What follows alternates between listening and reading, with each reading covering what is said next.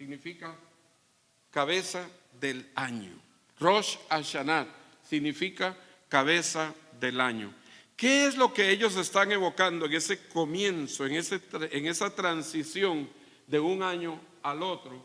Pasaron del año 5782 al 5783.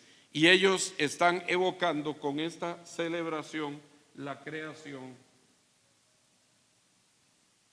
en su totalidad. Cuando hablamos de creación, no solamente estamos hablando de todo lo que vemos, sino también de el hombre, que a diferencia de todo lo demás ser viviente, lo único que ha sido hecho, y eso va para los panteístas que dicen que todo es Dios, un árbol es Dios, una abeja es Dios, el agua es Dios, pero lo único que Dios hizo a su imagen y semejanza fuimos nosotros. ¿Me estoy explicando? Es lo único. Y es más, todo lo que Dios hizo, que se celebra en el Rosh Hashanah como cabeza del año, todo lo que Dios hizo en la creación. Déjeme explicarle esto.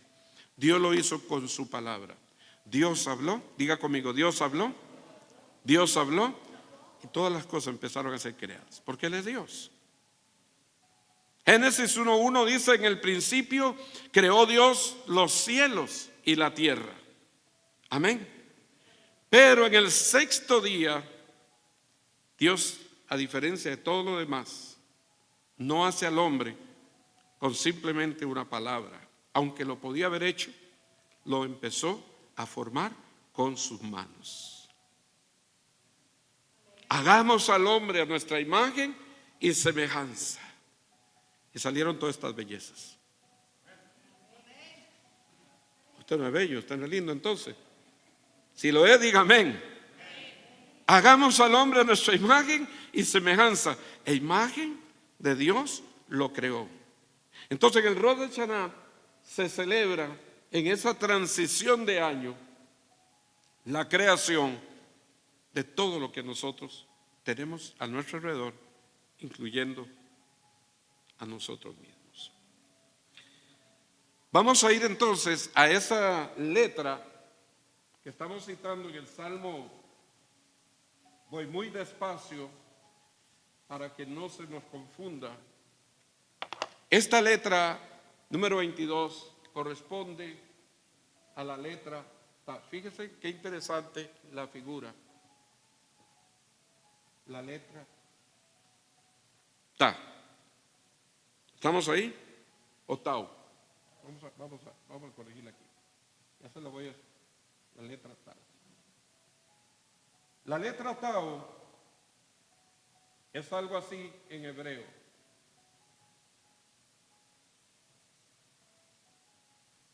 Tiene dos líneas.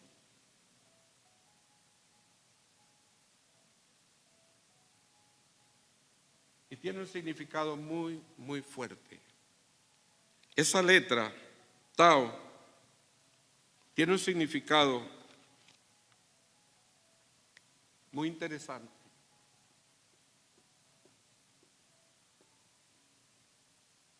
Nos habla de pacto. Dicen que interesante. Entonces, cuando nosotros, y en el caso del pueblo de Israel, cuando se menciona en Génesis 1:1, en el principio Dios creó los cielos y la tierra. Acuérdense, como otras veces lo hemos visto y los que no lo saben, lo aprendemos. La palabra Dios en el original hebreo significa o es traducido como Elohim. Eso significa en plural los señores. Y Dios creó, según los sabios hebreos, Dios creó el mundo con dos palabras, que son las que inician con el abecedario hebreo. Es Aleph, la primera, y luego la termina con Tau. La palabra Aleph significa fuerza. Y la palabra Tao significa pacto. ¿Está claro hasta aquí? ¿Está claro? Esta palabra, que además del significado que tiene como pacto, también se deriva de ella la palabra señal. Es dada como una señal y significa también milagro. En Génesis 1:14 vuelve a aparecer esta palabra, pero en la creación del universo, fíjense bien, hermanos, en el día tercero, Dios puso dos grandes lumbreras en su creación. El día tercero, mire qué interesante, póngale atención a los números, porque el 3 me habla a mí de Elohim, Dios el Padre, Dios el Hijo y Dios Espíritu Santo. Pero en el tercer día, fíjense bien en Génesis 1, cuando Dios pone las dos grandes lumbreras, Dios las pone con un propósito. Vamos a leerlo en la Biblia. Vamos a ir ahora al Génesis, capítulo 1, en el verso 16. ¿Tienen su Biblia abierta? Miren qué interesante. Dice, e hizo Dios, Génesis 1:16. ¿Sí saben dónde está en Génesis, verdad? Amén. E hizo Dios, dice, las dos ¿qué? Las dos grandes lumbreras. La lumbrera mayor para que señorease en el día. ¿Cuál sería entonces la lumbrera mayor? El sol, 10 veces mayor que la tierra. Y la lumbrera menor para que señorease en la noche, e hizo también las estrellas. ¿Cuál es la lumbrera menor para nosotros? La luna. Verso 17, y las puso Dios en la expansión de los cielos para alumbrar sobre la tierra y para señorear. Por eso es que se le llama, cuando nosotros hablamos del sol, hablamos del astro sol, en el día y la noche. Pero fíjese qué interesante aquí. Si nosotros pensamos, escúcheme ahora acá por favor, en lo natural, lo lógico que la respuesta, el sol nos daría la luz. Pero si nosotros vamos más allá de lo natural, de lo que nosotros vemos, nos atrevemos a ir un poco más profundo, veremos que las dos lumbreras creadas nos conducen a una señal u indicación por dónde va lo profético de Dios. Porque fíjese ahí, y vio Dios, dice, y para señorear en el día y con la noche, y para separar la luz de las tinieblas. ¿Qué hizo Dios en el día primero? Separó la luz ¿de qué? De las tinieblas. ¿Qué hace Dios en el día tercero? Separa la luz de las tinieblas. ¿Qué dice Jesús que vino a hacer? Yo soy la luz ¿de qué? La luz del mundo. Viene a mostrarse proféticamente al Mesías dentro de esta escritura. Fíjense, por eso es que la celebración del Rosh Hashanah, la transición de un año hebreo, lo que está pasando en nosotros como iglesia, no es algo, hermanos, para nosotros tomarlo a la ligera. Hay que poner atención a lo que está ocurriendo, porque señales hay y nosotros a veces no nos percatamos. Y luego dice, separar la luz de las tinieblas. Las tinieblas no prevalecieron, dice la escritura, ante la luz. ¿Por qué? Porque Él es, diga conmigo, Él es la luz. Ahora, dice, y vio Dios que era bueno, y fue la tarde, no dice que fue la mañana, como sucede en el calendario de nosotros. Nosotros decimos, amaneció 6 de la mañana, gracias Señor por este nuevo día. No, el día empezó desde atrás, desde las 6 de la tarde, porque dice, fue la tarde y la mañana el día cuarto. Hasta aquí vamos bien, ¿cierto o no? ¿Por qué estoy diciendo que estas dos grandes lumbreras en las cuales se manifiesta al Mesías son proféticas? Si usted vaya conmigo a Mateo 24, le estoy dando solamente algunos pasajes para sembrar en ustedes una semilla, hermanos, de que lo que acontece a nuestro alrededor no debemos dejarlo pasar desapercibido. tenemos que poner atención a los tiempos que estamos viviendo. Diga conmigo, los tiempos que estamos viviendo que son proféticos. Por eso venir a la iglesia no es que voy a ir porque es mi costumbre. No, hermanos. Venimos, aparte de adorar a Dios, crecer en el conocimiento de su palabra. Número 2, tener comunión unos con otros. Venimos para estar apercibidos de lo que ocurre alrededor nuestro. Porque venimos para buscar su rostro. Venimos para buscar de Dios. Venimos para pedir dirección de Dios. ¿Alguien está conmigo? Usted y yo no podemos, si somos hijos de Dios, nos corresponde pedir a Dios ser guiados por Él, ser dirigidos por Él. Por eso es que me voy a adelantar a un versículo de Efesios capítulo 1 verso 15, en lo que Pablo oraba y decía que él doblaba sus rodillas ante el Dios y Padre de nuestro Señor Jesucristo, para que Él, el Dios Todopoderoso, escúcheme iglesia, nos dé un espíritu de revelación, de sabiduría y de revelación en el conocimiento de Él. Yo estuve haciendo en esta semana una lectura de los capítulos 22, de acuerdo a los libros de la Biblia: Génesis 22, Éxodo 22, Levítico 22. Y hermanos, casi me atrevo a decirle, y quizás algunas personas que me están viendo diferimos en muchas cosas, pero en esos capítulos hay escondido, hermanos, textos reveladores que muestran al Mesías, a Jesús, como lo estamos viendo en las grandes lumbreras. Más allá de lo natural, ¿qué es lo que nos da cobertura? ¿Qué es lo que nos da protección? Si hablamos que fue puesto el sol para señorear en el día, la luna de noche, ¿qué dice el salmista? Oh, mi alma alaba el nombre de Jesús. Dice: el sol no te fatigará de día, ni la luna de noche, porque has puesto al Señor, dice el Salmo 91, por tu esperanza, por tu habitación. ¿Quién es el verdadero reposo, el verdadero descanso de nosotros como hijos de Dios, hermanos, si no es el mismo Señor Jesucristo? ¿Cómo llama la Escritura a Jesús? Dice: el sol de justicia sobre vosotros, dice el profeta, nacerá. Diga conmigo, nacerá el sol de justicia. ¿Para qué? Para poner sobre nosotros cobertura. Es que no podemos decir: yo soy cristiano y Él no es mi Señor.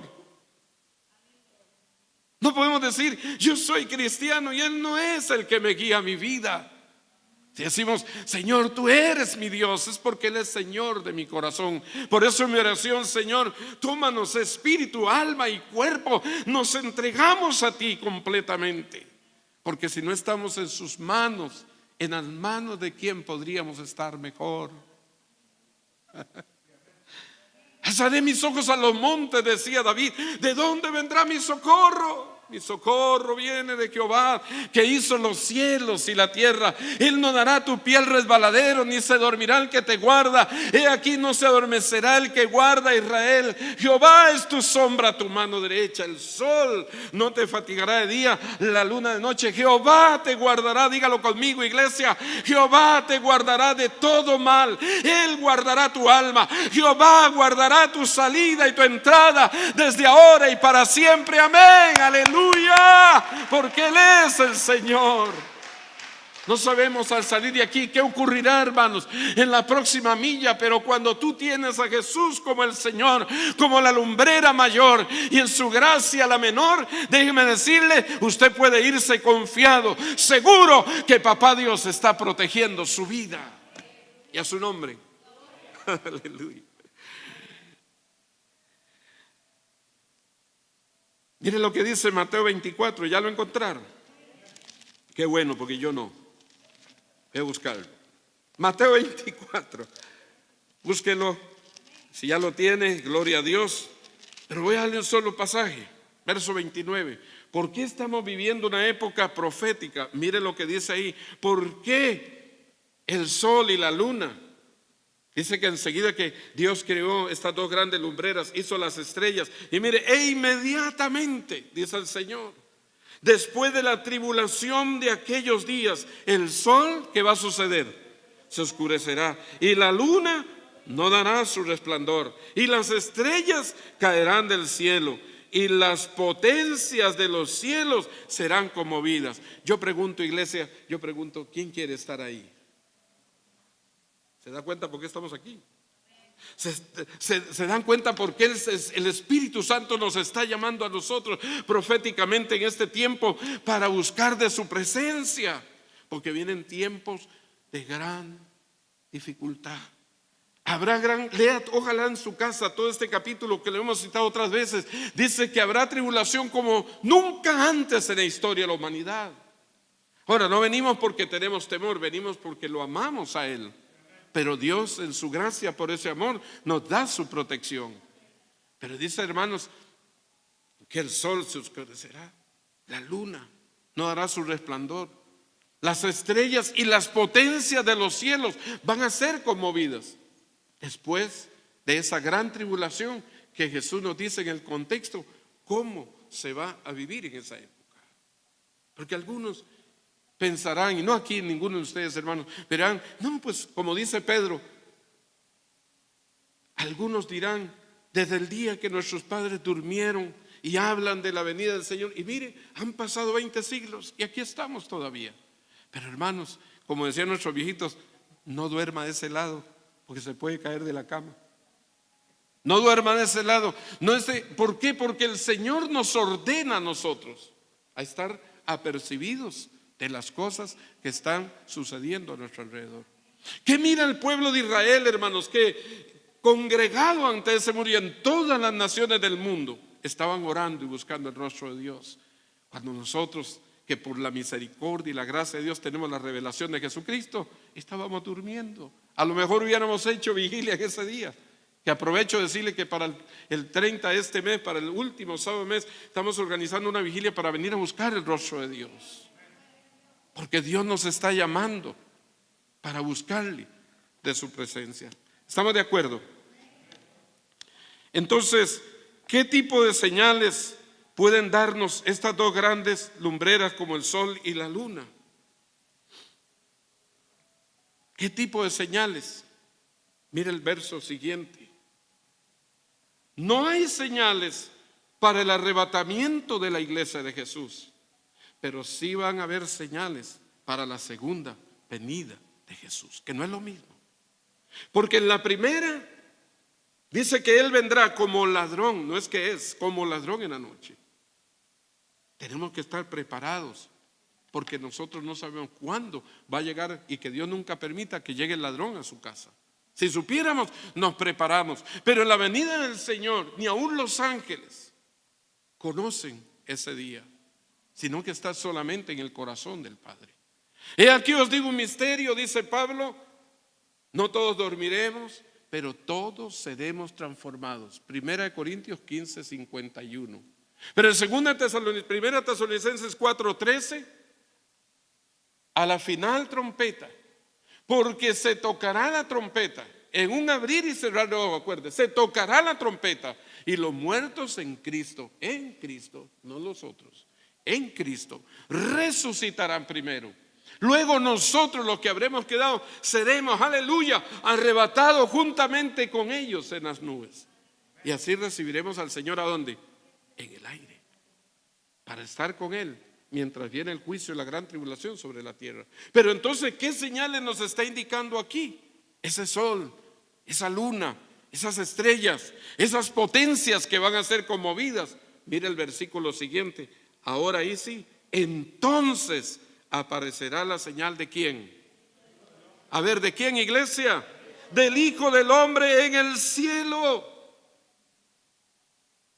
En la primera, ipso facto, en un abrir y cerrar de ojos. En la segunda venida, después de la gran tribulación, esas señales, porque muchos están poniendo señales para el rapto. No hay señales, por eso la iglesia, por eso estamos aquí, hermanos. Tenemos que estar apercibidos, preparados. Pero aquí hay señales, y en esas señales aparecerá la señal del Hijo del Hombre en el cielo, y entonces lamentarán todas las tribus de la tierra. Oiga esto, toda la tierra, porque todo ojo le va a ver, dice Apocalipsis 1:7. Todas las tribus de la tierra, y verán, y ver es ver, y verán al Hijo del Hombre viniendo sobre las nubes del cielo. Pero ¿cómo vendrá?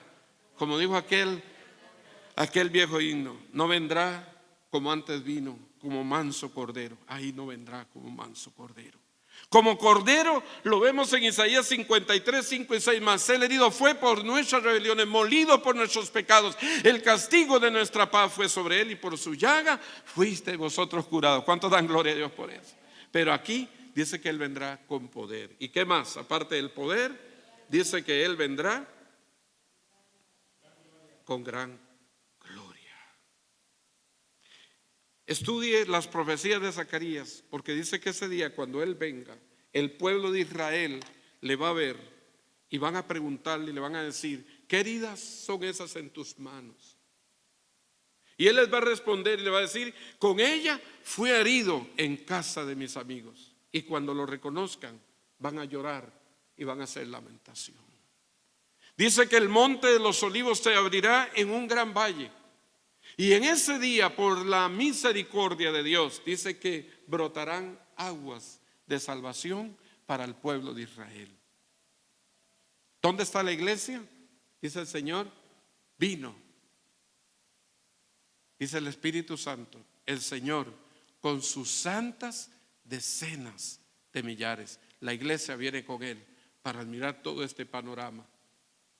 Y ahí se extenderá la misericordia de Dios para un solo pueblo, que es el pueblo de Israel. Ese texto está en Judas, para que lo busque. Y no es Judas Iscariote el que se ahorcó, no. Judas el hermano del Señor, pues si alguno está pensando Judas. Segundo lugar, hermanos, si Jesús el Mesías dice de sí mismo que Él es el alfa y el omega, que es la primera y última letra del alfabeto griego, entonces hay sabiduría cuando nosotros en el hebreo vemos el Aleph Tav. Él dice que Él es el principio, el alfa y la omega. Ahora lo vamos a ver el texto. Entonces Él es el Aleph Tal. Él puso un principio. Fíjense qué interesante aquí. Esto puedo borrar. Ustedes escribieron aquí, ¿verdad?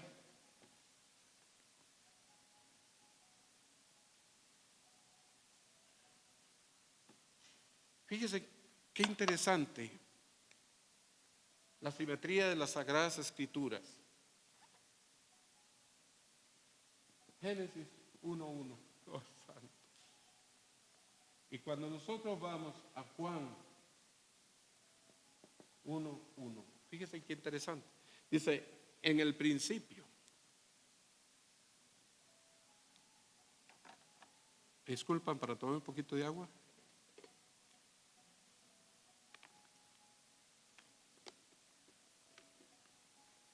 Ponga atención, gracias por su interés aquí, hermanos.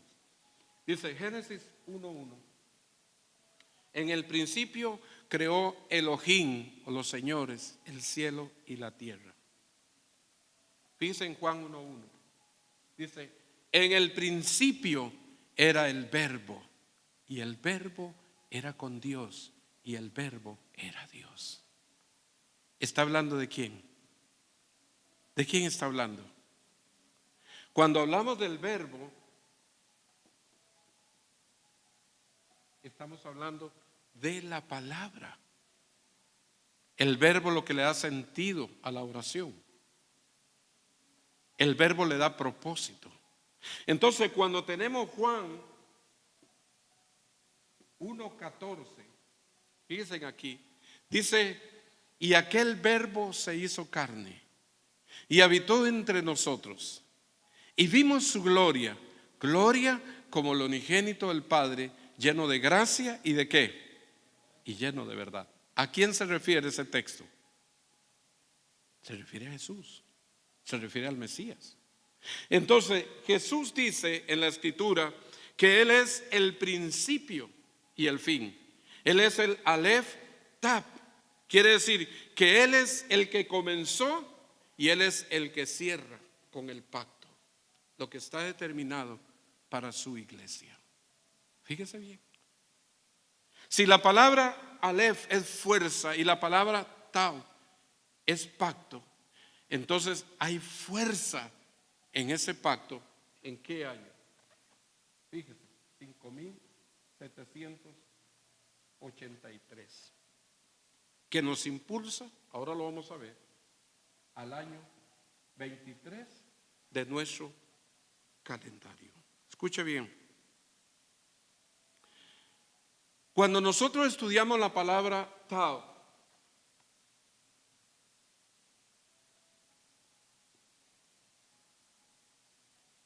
voy a decirle cuál es la imagen. Después le voy a decir cuál es el número. Acuérdense que estoy sembrando una semilla. La imagen de esa palabra es esta, en el hebreo. Una cruz. ¿No es maravilloso el Señor? ¿No es extraordinario el Señor? Cuando me muestra que la última palabra del calendario hebreo es una cruz. Y me dice que su significado es pacto. ¿Hacia dónde el Señor quiere llevarnos con esto? ¿Hacia dónde quiere que su iglesia mire? Hermanos, y este símbolo fue utilizado por la iglesia cristiana muchísimos años, pero le voy a decir esto. En Hebreos 12:1, el Señor dice a través de su Espíritu Santo: puestos los ojos en Jesús como autor y consumador de la fe. ¿Sabe dónde está su victoria? ¿Sabe dónde está su fortaleza? ¿Sabe dónde está la sabiduría? ¿Sabe dónde está la fuerza? ¿Sabe dónde está la gracia de Dios? Si no es a través de Jesús. ¿Dónde debe estar su mirada? ¿En las circunstancias? ¿En los problemas de alrededor? ¿En los problemas? ¿En el pastor? ¿En el hermano? Mire, yo todavía hoy lamentablemente oigo gente que dice: no voy a la iglesia, no es aquí, pero lo escucho porque viajo. No voy por fulano, porque el pastor hizo eso. Hermano, ¿quién fue el que murió por usted y por mí en la cruz?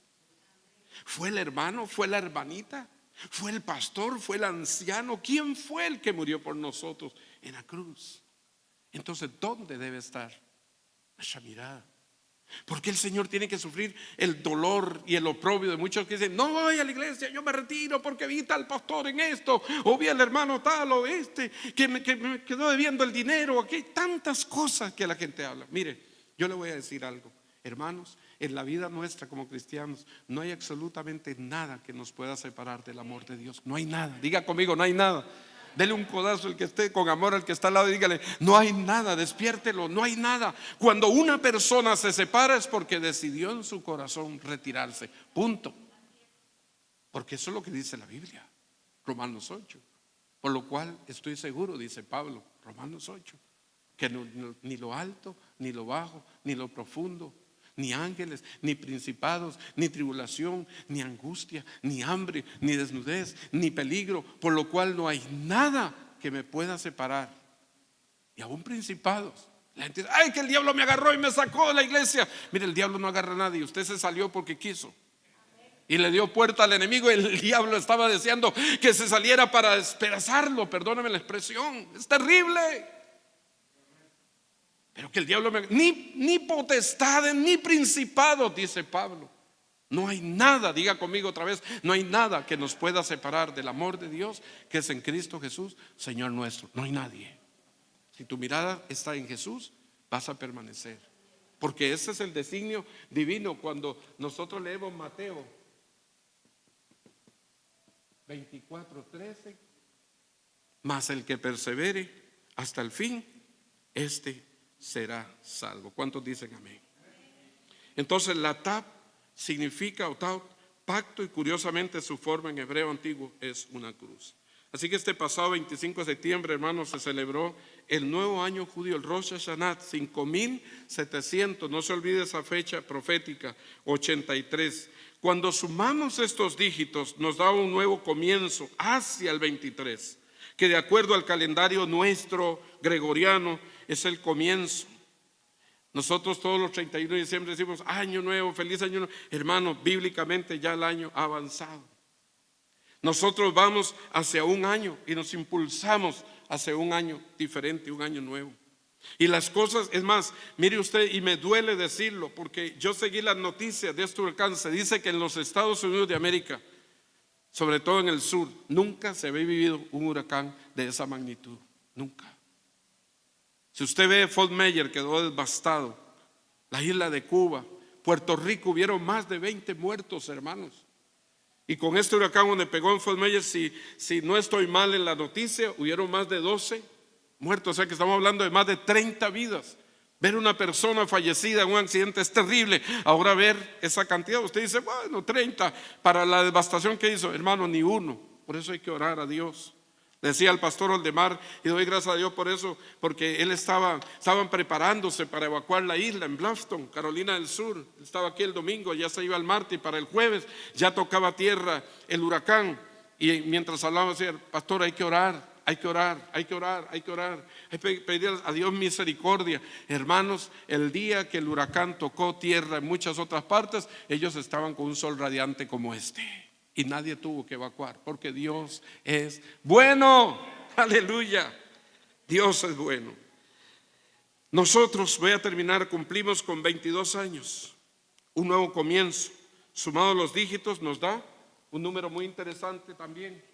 El número 4. El número 4, 2 más 2, 4. Es un año que nos da impulso para continuar.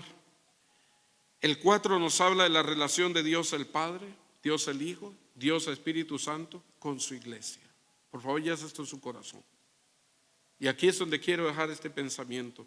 Es un año en el cual Dios nos está llamando a tener una relación más directa con Él. ¿Cuántos están de acuerdo en eso?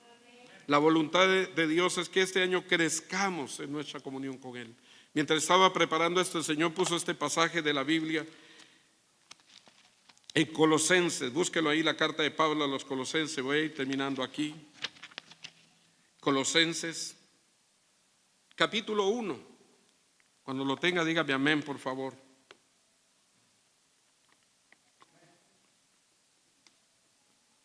Colosenses, capítulo 1. ¿Están conmigo? Vamos a ver el versículo 4. Colosenses capítulo 1, verso 4. Qué interesante que el verso 4. Es que póngale mucha atención a eso, hermanos. Por lo cual también nosotros, desde el día en que lo oímos, dice Pablo, no cesamos de orar por vosotros y de pedir que seáis llenos de ¿qué? Hermanos, subrayelo. Esto debe ser consigna para nosotros este año en el que entramos. Llenos. Colosenses capítulo 1, versículo 9. ¿Estamos ahí? Perdón, versículo 9, sí, le di el 4, perdón. Verso 9, perdón. Dice que sea lleno del conocimiento de su voluntad. Pregunto, con mucho respeto, hermanos. Usted me dice a mí, pastor, yo creo que yo estoy en la voluntad de Dios. Yo no me siento que esté mal. Yo no estoy diciendo que usted está mal. Pero pregunto, ¿estamos llenos del conocimiento de la voluntad de Dios? ¿Estamos en la plenitud? ¿Estamos seguros? Que yo le digo a usted, hermano Gerardo Villalpando, perdone que lo ponga ejemplo. Usted puede hacerme un favor, puede salir en su vehículo y conducirme brevemente a donde está Publix. Voy a hacer publicidad gratis. Publix. Y usted tiene el conocimiento, cuánta distancia, qué número de edificio es. Cuando llega al semáforo, usted me puede decir claramente, decir, cuando usted llegue o yo llego al semáforo, voy a hacer la izquierda, voy a rodar 25 metros aproximadamente, voy a ver el sign y el número del edificio y voy a llegar exacto donde yo tengo que ir para poderle ayudar, pastor. Nosotros sabemos el número del edificio, sabemos las cuadras o la distancia o tenemos el conocimiento. Si yo le digo a todos ustedes, hermanos, ¿me pueden llevar a Publix? Todos me dicen, amén, claro que sí, pastor, tengo claro. No voy a poner el GPS, no voy a poner el GPS. Usted tiene claro en su mente la dirección. Usted está claro en lo que se le está solicitando. Nosotros estamos llenos del conocimiento de Dios. Estamos claros en lo que Dios quiere para nuestra vida, nuestro hogar, nuestra familia, aún nosotros mismos como iglesia. Este es un buen tiempo para empezar a orar por dirección de Dios. Espíritu Santo, necesito que pongas en mí tu GPS. Quiero ir exacto, quiero ir al lugar apropiado, quiero ir a donde tú me estás indicando que yo debo ir y hacer lo que tú quieres que yo haga. Quiero estar en el centro de tu voluntad. Porque a veces, hermano, como dice Pablo, estamos como dando golpes al aire. Y aquí, ¿cómo está, hermano? Aquí vamos, hermano, entre tumbos y levantones, pero aquí voy para... No, olvídese de eso. Es que eso no es lo que dice la Escritura. Mire, yo no complementé el último versículo, pero Romanos 8:37, antes en todas estas cosas somos más que vencedores. Tenemos esa victoria, estamos en la plenitud de la victoria, caminamos en la plenitud, estoy seguro. Usted a lo mejor está muy seguro de su trabajo, está muy seguro de su estudio, está muy seguro de sus hijos, está muy seguro de todo lo que le rodea, y eso es maravilloso. Pero asegurémonos de la voluntad de Dios para este tiempo, porque vienen días proféticos muy fuertes para esta tierra. Y si no tenemos claro el plan de Dios para nosotros, hermano, podemos llegar a ser confundidos o desviados de la fe en el Señor, porque muchos hasta se pueden llegar a desanimar.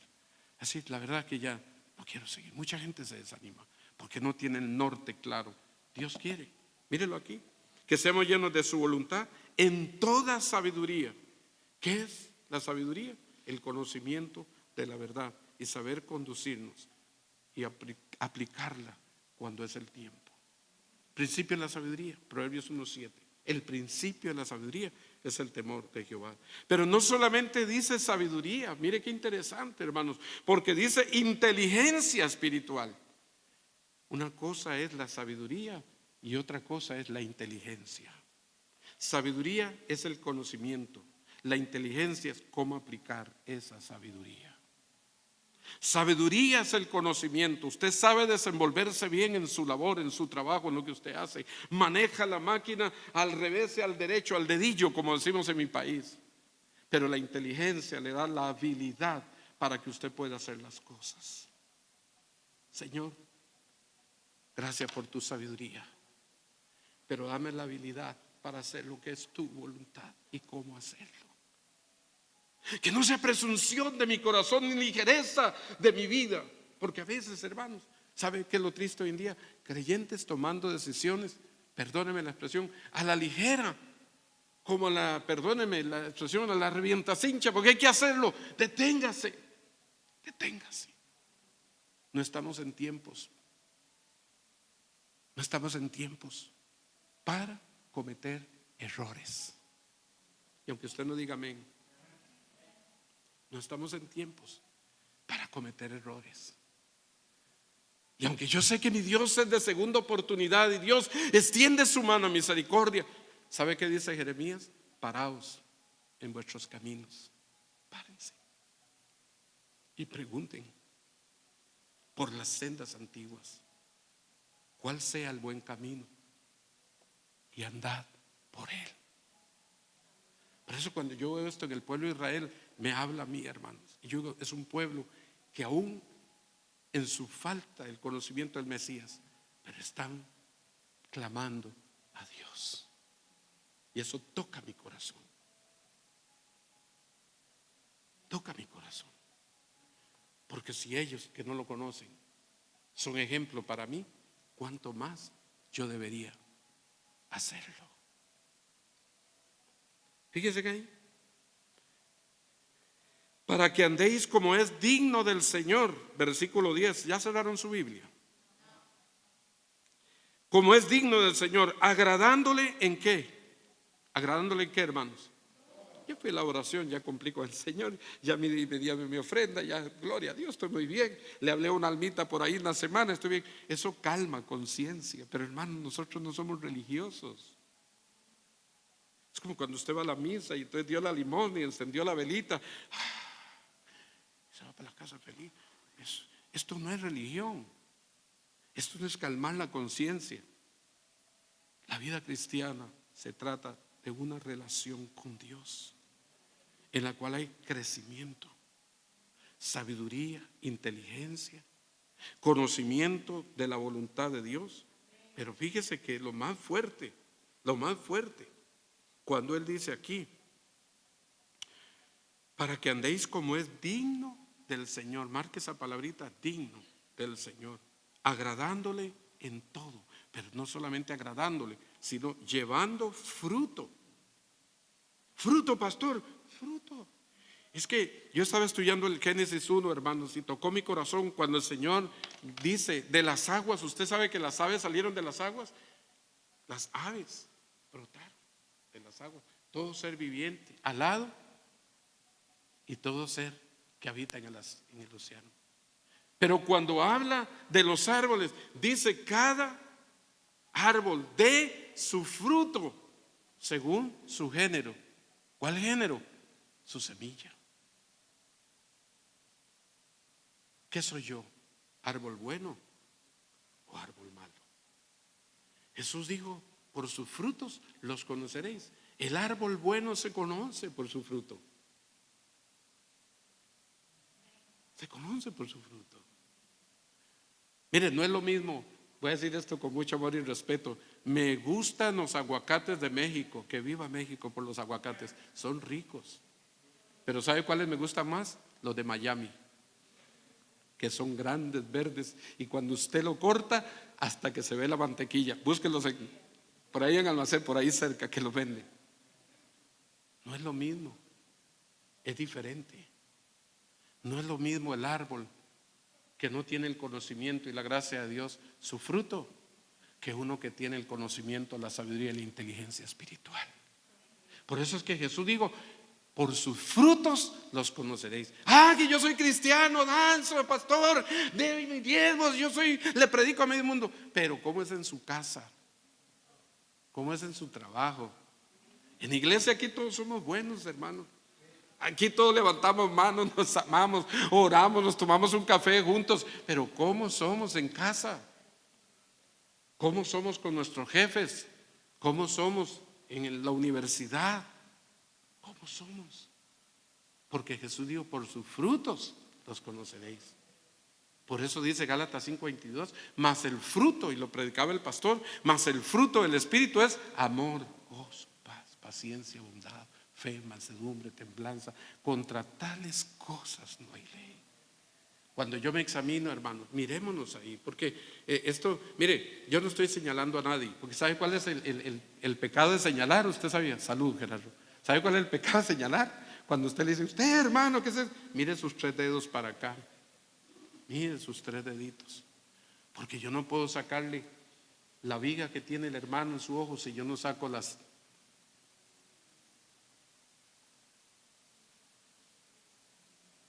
saco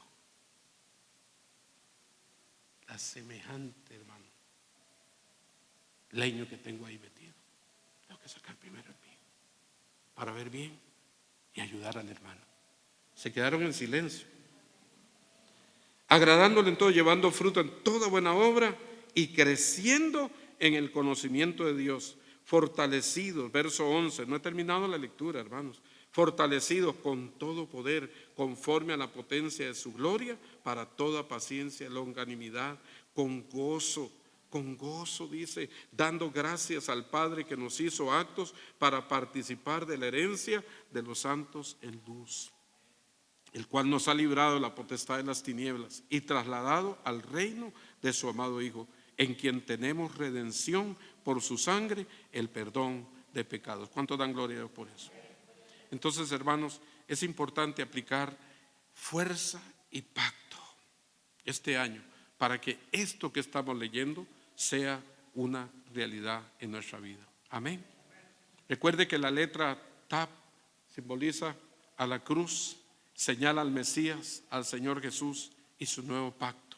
Un pacto no de la ley, dice Juan 1:14, sino el pacto de la gracia, porque la gracia y la verdad, recuerde esto, la gracia y la verdad vinieron por medio de él. Solamente una nota para terminar aquí. Le decía el 22 tan profético para mí.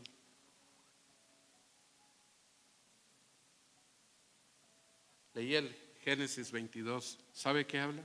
Del sacrificio de Isaac, símbolo del Mesías. Símbolo del Mesías. Cuando fui al capítulo 22 del Apocalipsis, vaya conmigo un momentito, usted se va a sorprender.